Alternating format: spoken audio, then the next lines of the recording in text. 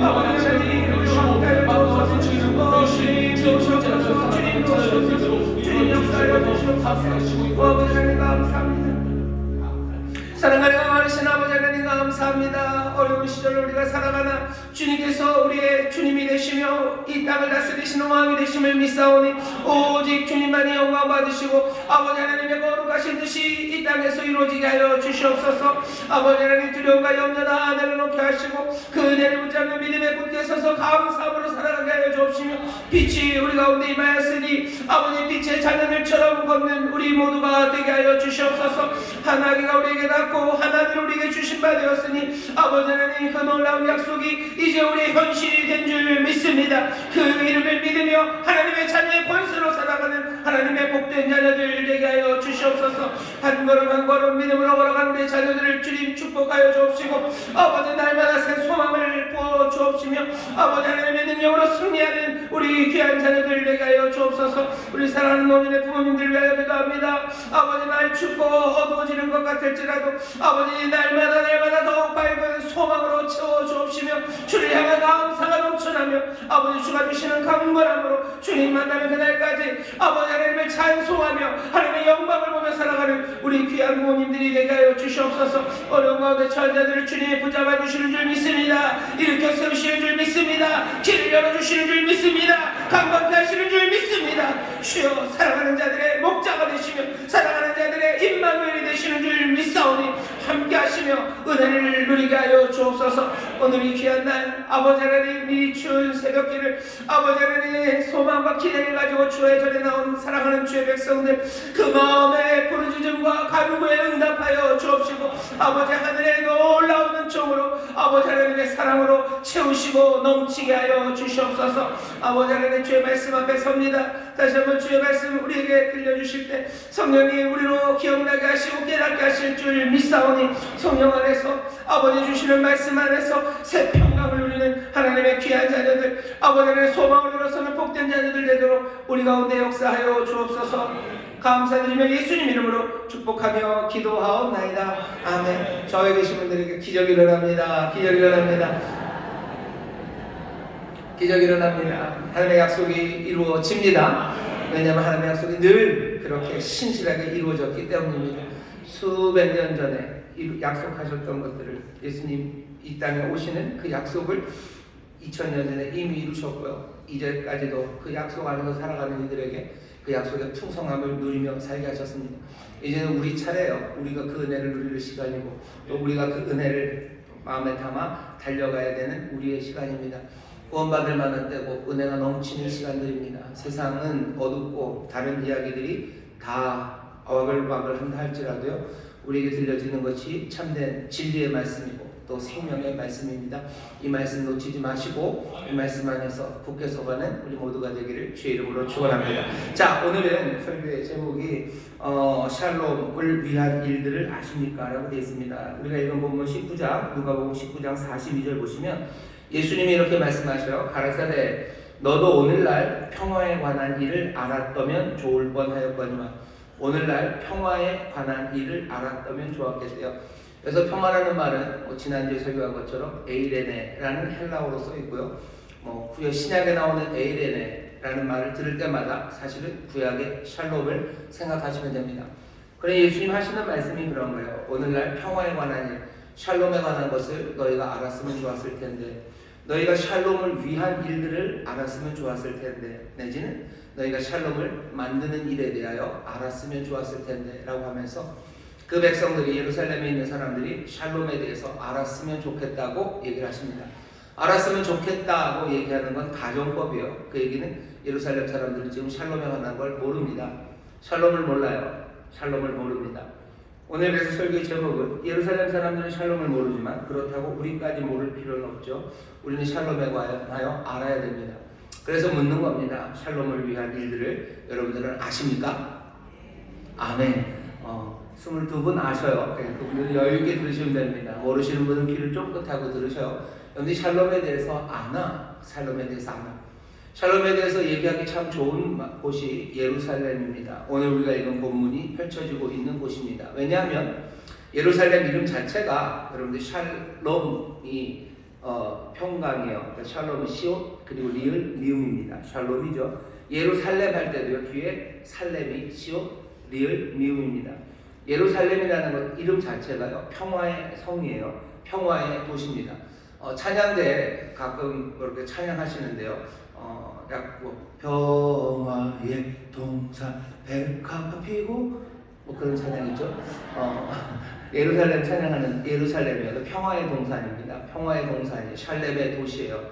평화의 동산 정말로 평화가 가득한 곳, 평화의 거처라는 뜻이 예루살렘입니다.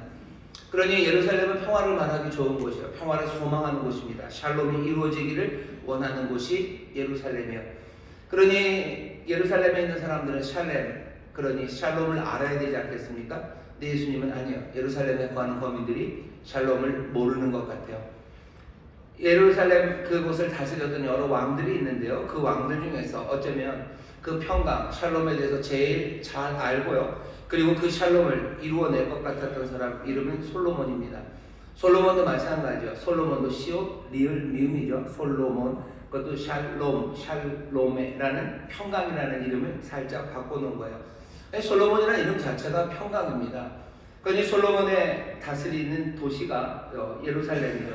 평강의 성에서 평강이 다스립니다. 평화의 성에서 평화가 다스려요. 샬렘에서 그 누가요? 샬롬이 다스려요. 그러니 예루살렘 그곳을 다스리는 솔로몬의 그때 거기는 샬롬이 가득해야만 할 것 같습니다. 어떻게 보면 그럴 것도 같아요. 왜냐하면 솔로몬이 다스리는 때에는 부요함이 가득해요. 온 나라가 부요하고요. 평화가 임합니다. 전쟁이 없어요. 승리하고 영토는 점점 멀어지고 나라는 점점 부요해지고 사람들의 칭찬들 그런 것들이 가득합니다.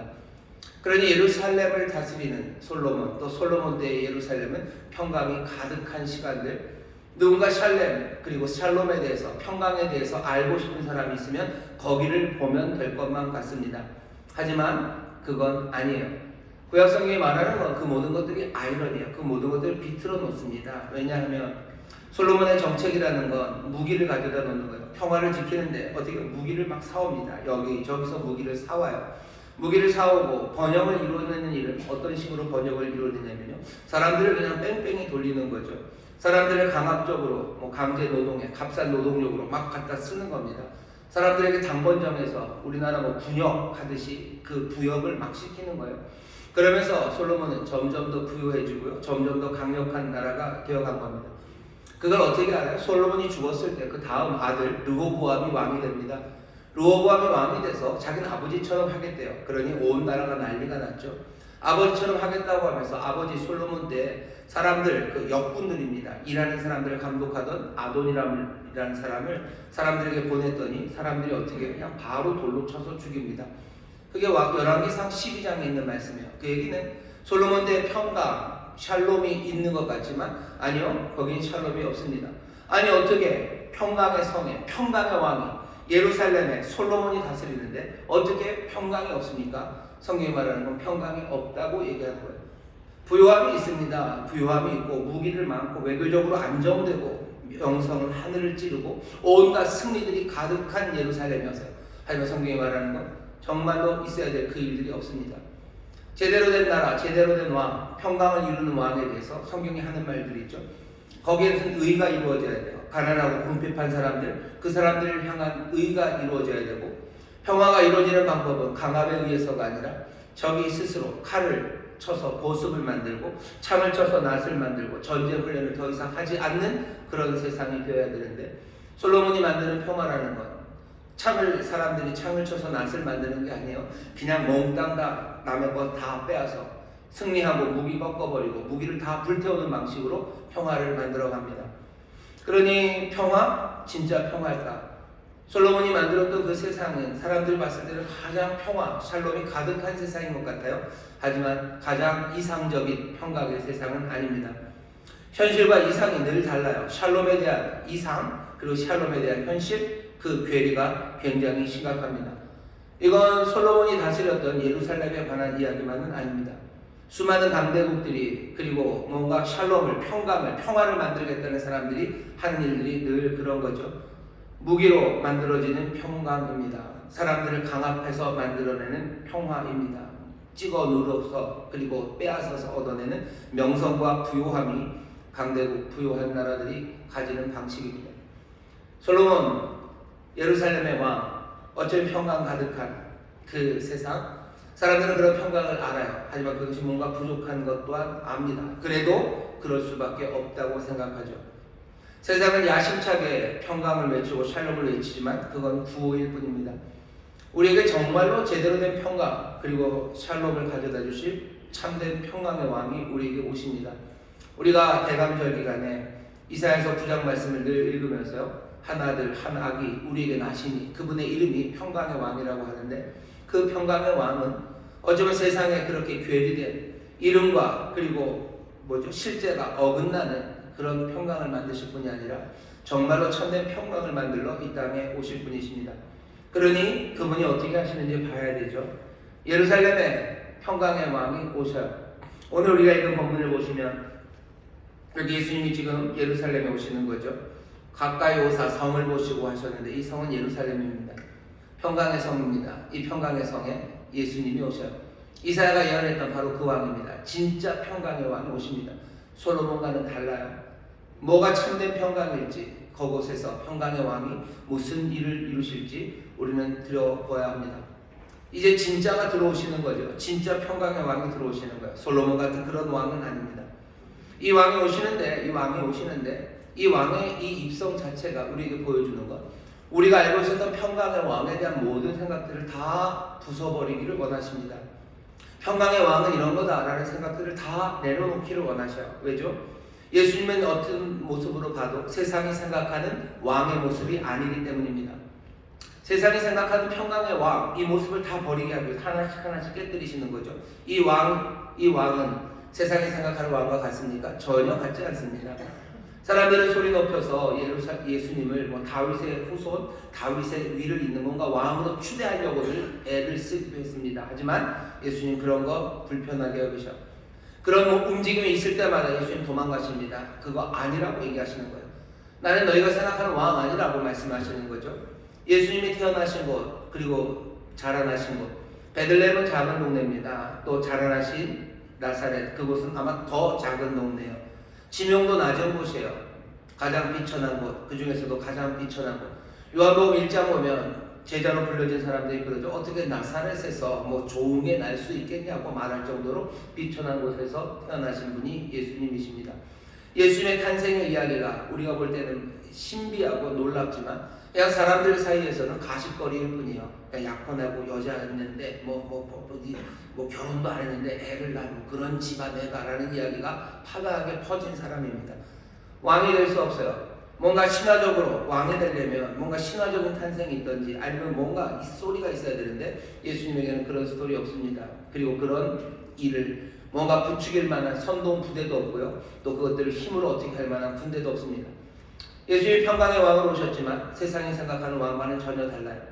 예수님이 이 땅에서 그럼 행하실 때 그 평강을 이루시는 방법, 그것들도 가만히 생각해 보면 그 당시 로마가 아니어도 이 땅에 있었던 어떤 나라도 생각하지 못한 방식으로 세상을 다스리십니다. 로마는 평강을 어떻게 만들어요? 패자에게 강압하는 겁니다. 이기는 거예요. 싸워 이겨서 패자에게 뭔가를 강요하는 거예요. 협상을 강요하고 순종을 강요하면서 평강을 만들어내셔요. 그들의 무기를 빼앗아서 다 불태웁니다. 예수님 평강의 왕이신데 그런 방식으로 세상의 평화를 만들 거라고 생각하기가 어렵습니다. 예수님이 평강의 왕이라고 생각하고 우리가 평강에 대해서 배우려면 어쩌면 예수님이 우리에게 주시는 첫 번째 메시지는 예수님이 평강의 왕이라면 우리가 평강에 관해서 샬롬에 가서 생각했던 모든 것들을 다 버리셔야 돼요. 솔로몬 예루살렘이라는 평강의 성에서 평강이라는 이름의 왕이 다스렸습니다. 하지만 거기에서 이루어졌던 평강이라는 건 그냥 아이러니일 뿐이에요. 이상한 현실이 그냥 뒤죽박죽이 된 제대로 만들어지지 못한 샬롬, 그 평강만 있었습니다. 진짜 왕이 오셔요. 진짜 왕이 오셔서 우리에게 보여주는 첫 번째는 그분이 정말 예수님이 평강의 왕이라면 우리는 평강에 대한 생각, 어쩌면 왕에 대한 모든 생각들을 다 뒤집어내야만 합니다. 우리의 인간의 이해를 넘어선 어쩌면 평범한 이해에게 도전이 되는 그런 방식으로 예수님이 다스리셔요. 다스려야 되는 방식을 보면 우리는 압니다. 예수님 정말로 강요하지 않는 평강이요, 약함 가운데 얻어지는 샬롬입니다. 왜? 예수님 그렇게 오셨기 때문에. 아들을 우리에게 주셨는데, 한 아기가 우리에게 났는데 그 이름은 평강의 왕입니다. 하지만 그 아이는 베들레헴 말구에 오셨어요. 평강의 왕이 베들레헴 말구에 오셨어요. 생각 완전히 뒤집으셔야 됩니다. 솔로몬 예루살렘 그 찬란한 그 영광으로 오지 않으셨어요. 평강의 왕은 말구에 오십니다. 한 아이로 오셔요. 약함 가운데 얻어지는 샬롬, 뭔가 생각을 바꾸셔야 돼요. 약함을 통해서 샬롬이 이 모든 세상을 흔들어 놓기 시작하는 겁니다. 샬롬이라는 게 좋은 세상, 뭐 그런 거죠. 좋은 세상을 만들고 싶어요. 우리는 좋은 세상을 만들려고 뭘 하죠? 힘을 만들어 놓습니다. 좋은 세상을 만들기 위해서 군비를, 무슨 무기를 준비하고, 좋은 세상을 만들기 위해서 힘을 규합하고, 좋은 세상 만들기 위해서 뭔가 뛰어난 뭔가를 만들어내요. 하지만 정말로 평강의 왕은 이 땅에 베들레헴 마구간으로 오셔요. 나사렛에서 자라셔요. 때리지 않으셔요. 폭력을 어떻게 하지 않으십니다. 좋은 세상을 만들고 좋은 세상을 보기를 원하시는 분들, 다시 한번 생각하셔요. 좋은 세상은 어떻게 올까? 샬롬은 어떻게 올까? 오늘 설교의 제목입니다. 샬롬을 위한 일들. 샬롬이 어떤 일들로 만들어지는지 아십니까? 아십니까? 우리가 읽은 누가복음 말씀을 보시면요, 이 평강의 왕이 도대체 어떻게 이 일을 행하시는지가 보입니다. 처음 시작서부터 그래요. 평강에 대한 생각을 다 바꾸라는 거죠. 베들레헴에서 예수님이 탄생하십니다. 천사들이 노래합니다. 그 유명한 노래요. 하늘에는 영광, 그리고 땅에서는 기뻐하심을 입은 모든 자들에게 평화라고, 이 모든 땅에 평화, 평강, 샬롬을 주신다고 노래를 합니다. 하지만 이 노래에서부터, 이 노래가 불려질 때부터 우리는 압니다. 땅에 샬롬, 평강을 주는 이가 왔으면 세상이 다 환영해야 되겠죠. 하지만 세상이 이 분을 환영하지 않습니다. 세상의 평화를 만들어내고 또 평화에 대해서 전문가라고 하는 왕들, 로마, 그리고 그 당시 다스리던 헤롯 몽땅 다 이 예수님을 죽이려 합니다. 평강을 주는 왕이 왔으면 다 환영하고 모셔드려야 되죠. 아니요, 자기들의 세상과 다른 왕이 왔기 때문입니다. 누가복음 처음 시작서부터 땅에는 평화를 가져다 주실 이분, 평강의 왕이 오셨지만 세상은 그 평강을 받아들일 수 없음을 분명히 이야기합니다. 거부할 수밖에 없어요. 거부할 수밖에 없습니다. 그러니 조심하셔야 돼요. 세상이 말하는 평강에 우리도 그냥 마음이 따라가기 시작하면 우리도 예수님을 거부할 수밖에 없습니다. 세상이 말하는 샬롬의 방법, 어쩌면 솔로몬의 방법, 그 오랫동안 예루살렘 그곳에서 솔로몬이 다스리고 또 솔로몬이 이루려고 했던 그 일들을 이루려는 방식들, 그 방식들로는 예수 그리스도의 평강, 우리에게 주신 하나님의 참된 평강, 그 길에서 점점 멀어져 갈 뿐입니다. 그러면 어떻게 하십니까? 그 반대되는 방식은 어떻게 나타납니까? 예수님이 우리에게 보여주셔요. 예수님이 누가복음을 보면 많은 기적의 이야기들을 하십니다. 기적을 이루셔요. 하지만 모든 그 기적들을 잘 보셔요. 그 기적들은 하나하나 한 사람 한 사람에게 관심을 갖기 시작합니다. 누가복음에서 보세요.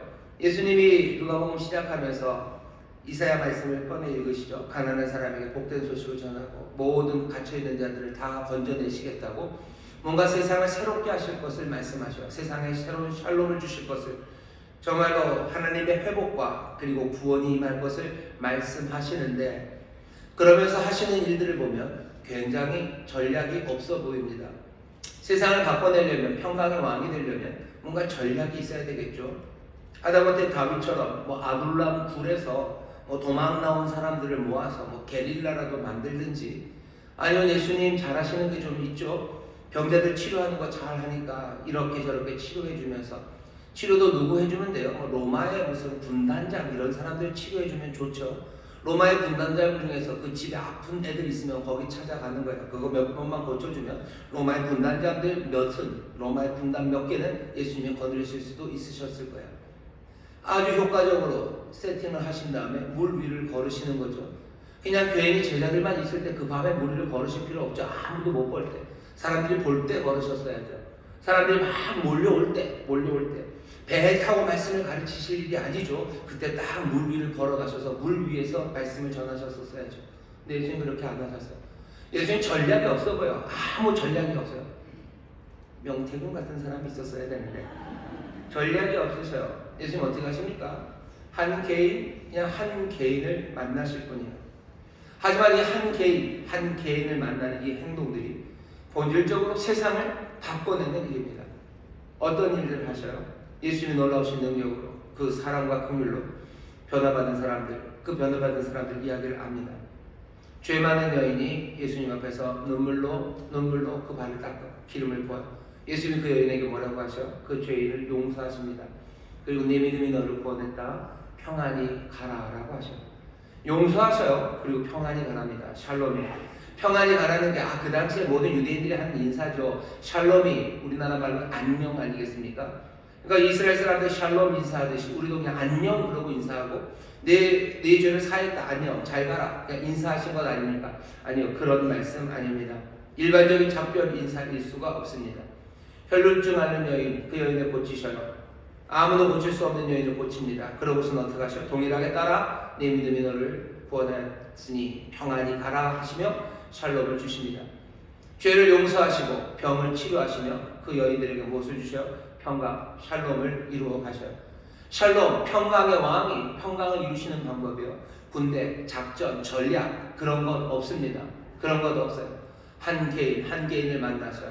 그리고는 그 개인을 만나면 어떻게 해요? 세상을 뒤집어내셔요. 능력으로 뒤집어내셔요. 그리고 거기에 평강, 샬롬을 만들어내십니다. 샬롬을 만드는 일에 대해서 알았으면 좋겠다 그러죠. 예루살렘아 너희가 샬롬을 만드는 일, 평화에 관해서 알았더라면 좋았을 뻔했다. 예수님이 알았을 뻔하면 좋았을까라는 게 아무것도 안 해놓고 그냥 알았으면이라고 하신 게 아니에요. 이미 그 이야기를 하시고 가르치시고 다 보여주셨어요. 그런데도 예루살렘이 알지 못합니다. 그리고 영접하지 않은 거예요. 어쩌면 오늘 이 말씀을 들으면서 우리도 예수님의 샬롬에 대해서 잘 영접하지 않습니다. 알려고 하지 않아요. 예수님이 샬롬의 왕이시고 예루살렘 그 샬롬성, 그 평강의 성에 평강의 왕이 오셔서 이 하시는 말씀에 귀를 기울이지 않아요. 이 땅의 샬롬이 어떻게 올까? 이 땅의 평강이 어떻게 올까? 이 땅의 모든 회복이 어떻게 올까에 대해서 어쩌면 솔로몬의 이야기에는 귀를 기울이는지 모르고 옛 로마의 방식에는 귀를 기울이는지 모르지만 예수 그리스도께서 평강의 왕이 정말로 참된 샬롬을 만드는 일에 대해서는 귀를 기울이지 않는 거예요. 예수님이 하시는 얘기를 보시오. 죄 많은 여인 용서하십니다. 그러면서 평강을 주시는 거예요. 샬롬이 어떻게 이루어질까? 세상이 어떻게 좋아질까에 관한 이야기예요. 용서하시죠. 그러면 평안을 안겨주십니다. 아무도 고칠 수 없는 사람, 그 사람들을 고쳐내시죠. 그러면 어떻게 하셔요? 평안히 가라고 평강을 주시죠. 샬롬을 이루시고 평강을 주십니다. 뿐만 아니에요. 예수님은 자기가 평강을 주신 것처럼 제자들에게 샬롬을 실현하라고, 너희도 샬롬을 주라고 말합니다. 됩니까? 되나 봅니다. 그러니 제자들에게, 샬롬을 받은 제자들에게, 정말로 성령에 충만한 제자들에게, 예수의 말씀을 마음에 담고 순종하며 가는 그들에게 샬롬을 전해주랍니다. 이 사람들이 솔로몬이 아니에요. 이 사람들이 대단한 왕족이 아닙니다. 하지만 예수님의 제자들에게 샬롬을 주라. 샬롬을 만드는 일에 대해서 우리가 알아야 돼요. 예수님이 평안을 그렇게 주시고 제자들에게도 같은 방식으로 말씀하셔요. 누가복음 10장 5절부터 6절 보면 어느 집에든지 들어가거든 먼저 말하되 이 집이 평안할지어다 하라. 만일 평안을 받을 사람이 거기 있으면 너희 빈 평안이 그에게 머물 것이요 그렇지 않으면 너희에게로 돌아오리라. 전에는 어쩌면 이 말씀을 이상하게 이해하시는 분들이 있으셨어요. 어떻게 이해하냐면 누가복음 10장 5절에서 6절을 그냥 가는 대로 닥치는 대로 평안을 빌어주라는 거죠. 닥치는 대로 복을 빌어주래요. 막 그냥 난사하는 거죠. 기관총 난사하더니 평안을 난사하는 거예요. 두두두두두 하다가 그냥 평안이 갈 만한 사람이 있으면 평안이 갈 거고 난사하다가 안 맞은 빈 총알들은 다 나한테 올 거예요. 그러니까 내가 다 평안을 받을 거니까 복 받고 싶은 사람들은 그냥 아무 데나 가서 복을 난사하라고. 이 밑바닥에 깔려있는 생각은 뭡니까? 그냥 욕심 덩어리들이죠. 아주 그냥 욕심 덩어리들이에요. 그냥 그 말이 솔깃한 사람은 욕심 덩어리입니다. 예수님이 지금 그런 얘기 하시는 거 아니죠. 어느 집에 들어가든지 먼저 말하되 이 집에 평안할지어다. 평안을 주러 가죠. 평안을 주러 가면 만약 평안을 받을 사람이 거기 있으면 평안 받을 사람은 누굽니까? 훌륭한 사람이요. 훌륭한 사람이 평안을 받을 사람입니까? 아니죠. 평안이 깨진 사람이 평안을 받을 사람 아닙니까? 죄인인 여자가 용서함을 받는 거야. 그리고 평안을 얻는 겁니다. 병들어서 아무도 고칠 수 없이 버려진 그 여인이 예수님으로부터 치료받고 평안을 얻는 거죠. 너희들 가는 데마다 평안을 빌어라. 너희들 평안을 주러 가라. 샬롬을 주러 가라. 거기 가서 샬롬을 받을 사람이 있거든. 샬롬을 받을 사람이 누구예요? 깨어진 사람들이죠. 엉망이 된 사람들이죠. 죄인들이죠. 그리고 그냥 흩어진 사람들이죠. 그 사람들 발견하거든. 거기 있으면 너희 빈 평안이 그에게로 갈 거예요. 그 얘기 뭐죠? 너희들이 그 사람들에게 평안을 줄 수 있다는 거죠. 너희가 그들에게 평안을 줄 수 있다. 그렇지 않으면 너희에게로 돌아오리라. 줄 것 없으면 어떻게 그냥 평안 가지고 가면 돼요. 주님 우리에게 평안을 주십니다. 그리고 어떻게 하셔? 너희가 평안을 주러 가라죠. 가서 평안을 빌어라. 주님께서도 하신 일 똑같은 일이에요. 하나님 아버지로부터 받은 그 샬롬을 주님 이 땅에 오셔서요. 어떻게 하십니까? 평안을 줄 사람들을 찾으셔요. 하나님의 나라는 가난한 자들이 복이 있다고 하셔. 애통하는 자들이 복이 있다고. 너희들 마음이 정말로 온유한 자가 복이 있다고. 천국이 너희 것이라고 샬롬을 천국을 가져다 주십니다. 가져다 줄 거 없으면 어떡합니까? 그 평안은 사라집니까? 아니요. 그냥 주님이 가지고 계시겠죠. 그거 가지고 있으면 그걸로 뭐 할 겁니까? 평안을 누리고 그리고 또 다음 집에 가서 평안을 빌고 거기에 평안을 받을 만한 사람이 있으면 그 사람에게 평안을 주고 또 없으면 또 내 평안은 내 안에 있습니다. 가서 또 주고 하라는 거지. 무슨 축복을 난사하고 복 받을 사람이 있으면 복 받고 아닌 것들은 내가 다 받고 그러니 은근히 바라는 건 아무도 복 받을 사람이 없기를 바라고 그런 마음으로 예수님이 지금 이 말씀을 하신 게 아닙니다. 평안 샬롬에 대해서 너희가 알았더라면이라고 얘기하시는 거예요. 예루살렘 그 평강의 성에 솔로몬이 했던 그 평강 말고 정말로 이 예루살렘에 참된 평강의 왕이 오셔서 하시는 말씀, 오셔서 무슨 일을 하셨는지 세상과 전혀 다른 그 길이 뭔지 보라는 겁니다. 한 개인 한 사람 한 사람을 만나는 바로 그 특정한 그곳에서 세상이 뒤집어지기 시작합니다. 다른 세상이 열리기 시작합니다. 그리고 그 일을 예수님은 제자들에게 맡기십니다. 제자들은 그 일, 그 배달을 하셔야 돼요. 우리는 평안을 배달하는 사람들입니다. 그리고 그 평안을 받을 사람들, 그 사람들을 찾아야 됩니다. 평안을 받을 사람을 찾을 수 있는 눈들, 그리고 그 사람들에게 다가갈 수 있는 능력들, 성령이 우리를 도우셔. 제자들의 평안, 그 샬롬을 받은 사람, 그 사람들에게 평안과 샬롬이 머물 수 있도록, 샬롬이 필요한 그 사람에게 샬롬이 머물 수 있도록 해야 되는 것, 그것이 제자들이 해야 되는 일입니다. 샬롬은 그렇게 우리 가운데 역사합니다. 이 말이 주는 건 뭡니까? 여러분들 평안에 대해서 아셔야 돼요. 샬롬에 대해서 아셔야 돼요. 아주 구체적이고 개인적이고 그리고 관계적인 거래에서 제자들이 나누어주는 평안, 그것은 사람과 사람 사이에 일어납니다. 제국이 생각하는 것, 세상이 생각하는 것과는 달라요. 세상의 샬롬이 어떻게 이루어진다고 생각합니까? 무슨 대단한 정책으로 이루어진다고 생각하고 전쟁의 승리로 이루어진다고 생각하고 누구를 끌어내려야지 이루어진다고 생각하고 누구를 옹립해야 이루어진다고 생각해요. 하지만 예수님은 전혀 다른 얘기 하셔요. 나를 왕으로 옹립하라는 얘기를 하는 것도 아니고 저 헤롯을 끌어내리자는 얘기를 하는 것도 아닙니다. 뭔가 대단한 무슨 아주 기발하고 신박한 정책이 세상에 샬롬을 줄 거라고 얘기하지 않으셔요. 제자들에게 성령을 부으시고 샬롬을 주시며 너 가는 집마다 평안을 빌라고 너희들 평안을 주러 가라고 평안을 받을 만한 사람이 있거든 너희들 그들에게 평안을 주라고 그게 예수님이 평안으로 세상을 새롭게 하시는 그 길입니다. 우리가 이 땅에 주의 뜻이 이루어지기를 바라며 기도합니다. 주의 뜻이 온전하고 그분만이 진짜 평강의 왕이라고 우리는 찬송하고 노래하는 사람들입니다. 이 세상에 예수님의 방식 말고 나머지는 몽땅 다 구원은 난무할 현실을 그렇게 이루어지지 않는 이상한 평화, 이상한 샬롬만 주장되고 또 거기에서 세상은 깨어져만 가고 있습니다. 오늘 이 말씀을 들으시면서 다시 한번 우리가 평강을 알고 있는지 우리가 샬롬을 아는지 샬롬을 만드는 길에 대해서 우리가 정말로 제대로 배웠는지 다시 한번 확인하셔야 돼요.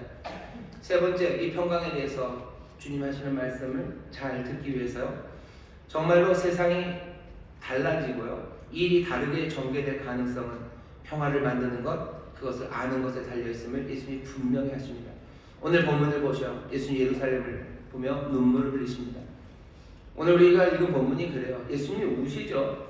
예수님이 나사로 친구가 죽은 그 무덤 앞에서도 우셨지만 오늘 여기 41절 보면 가까이 오사 성을 보시고 우십니다. 예루살렘 성 가까이 오셨어요. 그리고는 우십니다. 19장 앞에 보면 예수님이 예루살렘에 들어오시는 이야기예요. 들어오시는 이야기죠. 이렇게 저렇게 준비하시며 예루살렘으로 들어오셔. 예루살렘으로 오시는 그 예수님은 예루살렘을 보면 우십니다. 우시는데 왜 우셔요? 44절 때문이죠. 44절 보면 또 너와 및 그 가운데 있는 네 자식들을 땅에 내어치며 돌 하나도 돌 위에 남기지 아니하리니 이는 권고를 받는 날을 네가 알지 못함을 인함이니라. 권고 받았어요. 하지만 알지 못합니다. 평강을 전하셨고 그리고 또 은혜를 전하셨어요. 하지만 예루살렘은 그것들을 받아들이지 않습니다. 어떻게 됩니까? 너와 네 자식들은 땅에 메어 쳐질 거예요. 땅에 패대기 쳐지는 거예요. 그건 얼마나 무기력합니까? 무슨 전투 중에 멋지게 일합 우린 고수들이 막 싸우는 것처럼 싸우는 게 아니야. 그냥 땅에 패대기 치는 거죠. 개구리 패대기 쳐지듯이 패대기 쳐지는 삶. 얼마나 무기력하면, 얼마나 흐느적거리고 무기력하면 땅에 패대기 쳐지겠습니까? 너희들이 그렇게 될 거랍니다. 아무 힘 없어요. 무기력해질 거고요. 돌 하나도 돌 위에 남지 않을 겁니다. 철저하게 무너질 겁니다. 예수님은 지금 역사적인 사건 하나를 바라보시는 겁니다. 로마에 의해서 예루살렘이 그렇게 될 거예요. 얼마 안 남았습니다. 아마 예수님이 이 말씀하시고 한 40년, 길어야 40년 후에는 예루살렘이 이 운명을 맞이합니다. 예수님 예루살렘을 보시며 오라 샬롬, 그 평강의 왕이 평강을 주시러 왔어요. 하지만 이 예루살렘은 이 평강의 왕을 받아들이지 못합니다. 평강 대신에 이 슬픔, 이 멸망, 이 무기력함과 파괴의 극치가 여기에 임할 겁니다. 그런데 예수님이 하시는 말씀은 뭐예요? 묘하죠? 다를 수도 있었을 거라는 거죠. 42절 보시면 우십니다. 우시는 이유는 그런 패망이 앞에 있겠지만 42절 보시면 가라사대 너는 오늘날 평화에 관한 일을 알았다면 좋았을 뻔하였거니와 지금 내 눈에 숨겨두라. 네가 샬롬에 대해서 알았더라면 세상이 바뀌었을까? 그러지 않았을 텐데 네가 오늘 그걸 몰라요. 지금 그걸 몰라요. 그러니 다가올 것, 앞으로 다가올 것, 그 슬프고 가슴 아프고 참혹한 그 엉망이 된 세상, 그 세상이 볼 거라는 겁니다. 오늘 말씀이 우리에게 말해주는 건 다를 수도 있었다는 것, 일이 다르게 전개될 가능성이 있었다는 것, 그러려면 어떻게 평화를 만드는 것을 알았으면 되는 거예요. 예수님 보고 깨닫고 평화를 만드는 게 뭔지를 알았으면 세상이 달라질 겁니다. 우리도 마찬가지예요. 지금 이 나라를 보면서 어쩌면 우리도 울 수 있습니다. 우리가 울죠. 앞으로 다가올 일들이 뻔해 보이기 때문이에요. 왜 뻔해 보입니까? 그러니까 거짓과 죄악으로 만들어지는 세상들은요, 그냥 엉망이 되어갈 수밖에 없습니다. 제가 대학 다닐 때 교수님, 종교학과 교수님 한 분이 있었는데요. 그분이 그런 얘기를 해요. 제가 대학 다닐 때 한참 대학이 시끄러웠을 때입니다. 제가 그 유명한 한때는 386, 지금은 486, 586 이런 사람입니다. 80년대 말에 대학을 다녔는데요. 학교에서 시위도 많고 많았어요. 그때 종교학과 교수님이 수업에서 그런 얘기를 하시더라고요. 자기는 학생들 사랑하고 학생들 하는 얘기 다 맞다고 생각하지만 학생들을 믿진 않는데요. 얘네들이 세상을 바꾼다고 하면 바꿀 거라고는 생각 안 한대요. 왜 그런 얘기 하시냐고. 죄송하지만 대학교 책상에 가면 지금도 그런지 모르겠어요. 책상에 빼곡하게 써 있습니다.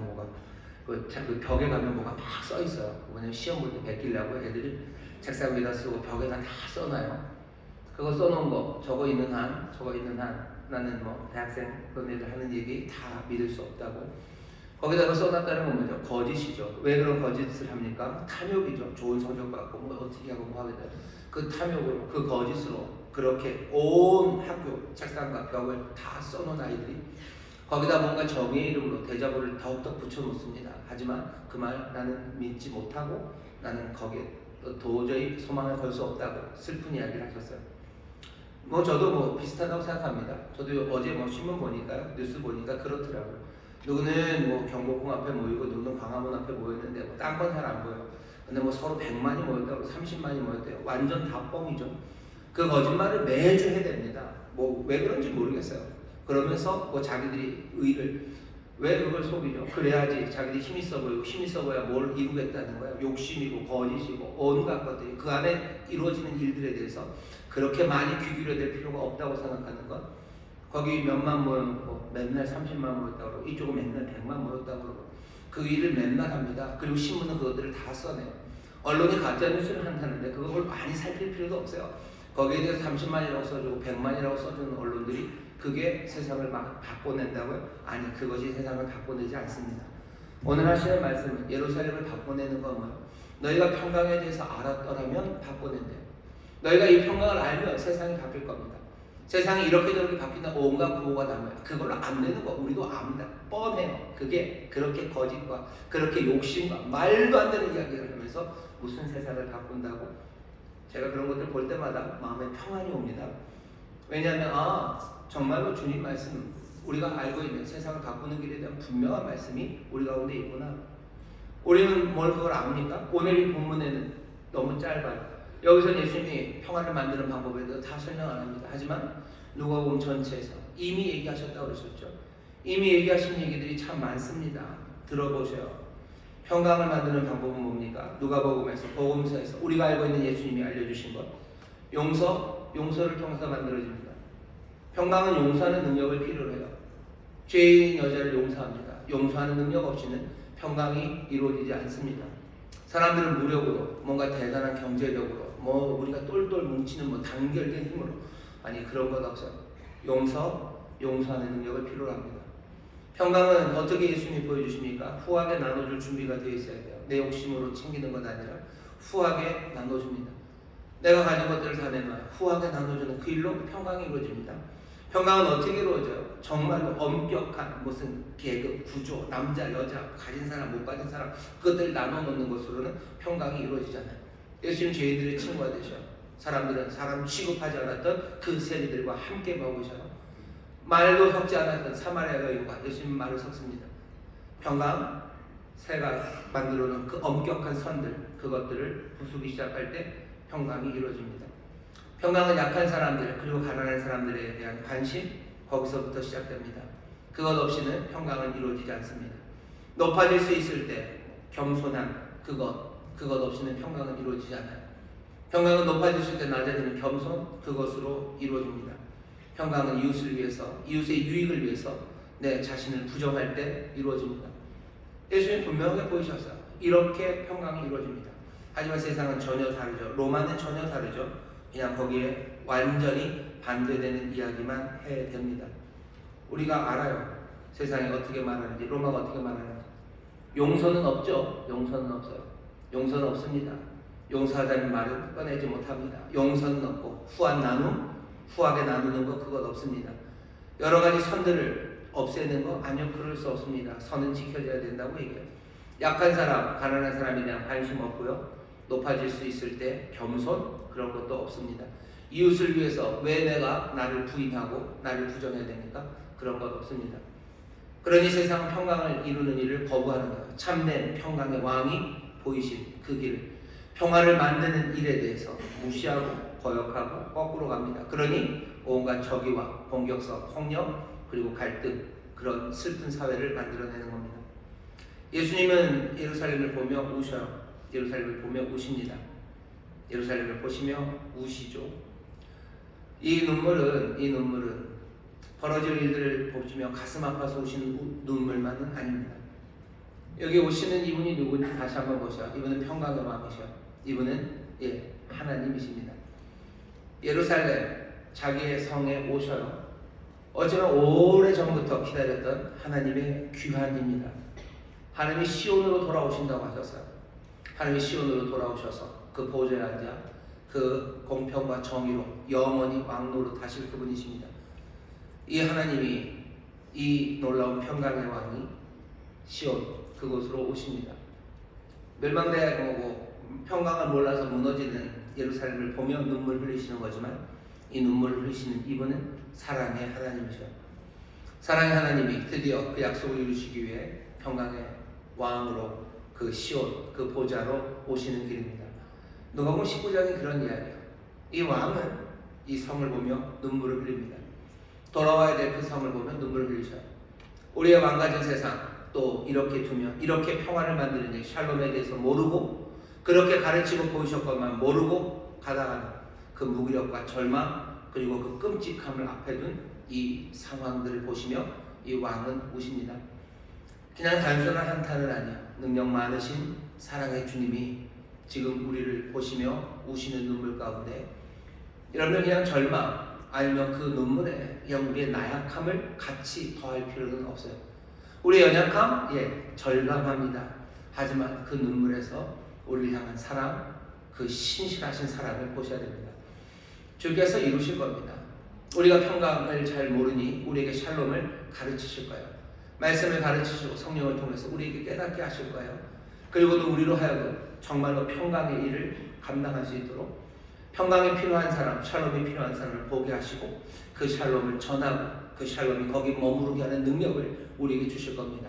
왜? 이 왕은 그냥 자기의 능력 부재를 한탄하는 슬픔의 왕이 아니라 그 눈물은 정말로 능력 많으시고 또 그 결심이 굳건하신 하나님이 사랑하심으로 흘리시는 눈물이시기 때문입니다. 주님이 이 땅을 보시며 우시는 게 분명해요. 그냥 절망으로 우시는 건 아닙니다. 사랑하셔서 우시는 거예요. 사랑으로 지금 우시는 주님이 우리에게 평강을 가르치길 원하시고 그 평강을 배운 사람들을 통해서 세상의 평강을 만들어내려 하십니다. 오늘 설교의 제목입니다. 샬롬을 위한 일들을 여러분들은 아십니까? 아십니까? 아멘. 마음에 담아놓으셔서 성령이 깨닫게 하십니다. 그 소망을 가지시고 세상에 거짓되고 말도 안 되는 이야기에 여러분들 혹하지도 마시고 또 그것 때문에 혼란스러워하지도 마시고 여기 주님이 완리신 생명의 길을 붙잡아 정말로 샬롬을 누리며 전하는 예수님의 그 눈물에 우리도 함께 세상을 보며 사랑의 눈물을 흘리며 그렇게 주의 일을 감당하는 우리 모두가 되기를 주의 이름으로 축원합니다. 기도하겠습니다. 하나님 감사합니다. 샬롬을 위한 일들을 우리에게 알리십니다.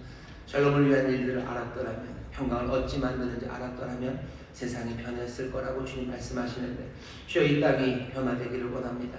여기 정말로 가르침을 받은 자들, 주의 말씀을 듣는 자들, 아버지 예루살렘은 거역하고 거부하고 아버지 배척했으나 여기 이 말씀을 영접하는 이들이 있사오니 하나님의 자녀의 권세로 하나님 정말로 이 땅을 향하여 눈물 흘리시듯 하나님의 자녀들 함께 눈물 흘리며 아버지 평강의 일을 소망차게 이루어가게 하여 주옵소서. 성령님 우리를 도와주실 줄 믿습니다.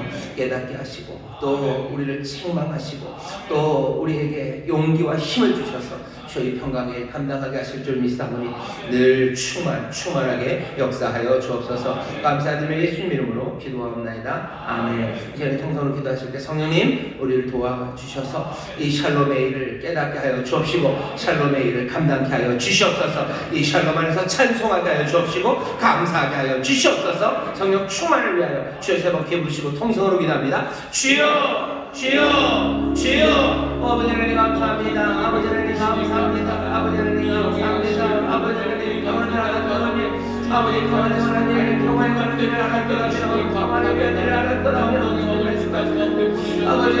아버지 오늘 이 자리에 아버지 하나님 아버지 성령 안에서 주의 말씀이 다시 들려옵니다. 아버지 성령이 도우신 가운데 주의 말씀이 깨달아지고 아버지 하나님 샬롬을 깨닫는 자들 아버지 샬롬을 만드는 자들 되게 하소서. 아버지가 샬롬을 만드는 일을